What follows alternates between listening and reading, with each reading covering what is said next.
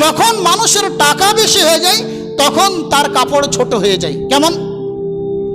যখন আপনার টাকা ছিল না, অল্প টাকা ছিল, আপনি বাজারে যেতেন, মোটা লুঙ্গি কিনতেন, কিনতেন না কিনতেন না? বাজারে যেতেন, মোটা জামা কিনতেন, কিনতেন না কিনতেন না? তখন চিন্তা হতো যে ছোট কাপড় কেন পরে, একটু বড় দেখে পরি যাতে বেশি দিন চলে। টাইট কাপড় কেন পরবো, ঢিলে কাপড় কিনি একটু বেশি দিন চলে, এমনটা চিন্তা ধারণা ছিল না? ছিল না।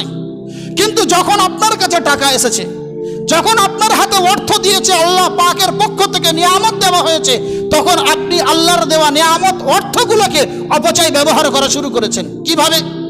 যখন আপনার হাতে টাকা এসছে তখন মাখাল গাছের হাট খোলায় আর আপনার কাপড় পাওয়া যায় না, তখন চৌমাথার হাটে আর আপনার কাপড় পাওয়া যায় না।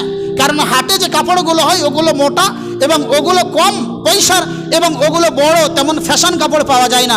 তাই আপনি পৃথিবীর বুকে মুমিন নামে নোংরামি করার জন্য আপনি শপিং মলগুলো চুজ করেছেন।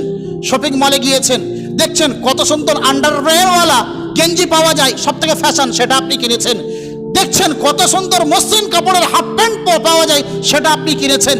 দেখছেন বগল কাটা জামা কিভাবে পাওয়া যায় আমার জওয়ান যুবতী মেয়ের জন্য, সেটা আপনি কিনেছেন। দেখছেন কত জগমগে হাট জামা এবং বরকা পাওয়া যায়, যেগুলো পরলে আমার মেয়ের দিকে, আমার দিকে মানুষ আকর্ষিত হবে, সেগুলো আপনি কিনেছেন।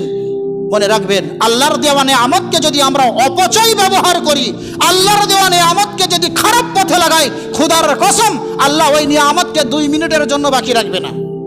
এখন আপনার হাতে আছে, আপনি চালিয়ে নেন, কিন্তু আপনি কি একবার ভেবে দেখেছেন আপনার স্থানটা কোথায় যাচ্ছে? আল্লাহ পাক আমাকে আপনাকে ঈমানদার হিসেবে দুনিয়ার বুকে পাঠিয়েছিলেন। আমাকে আমার জান্নাতে দেবেন না জাহান্নামে দেবেন তার ফয়সালা আল্লাহ করেই পাঠিয়েছেন।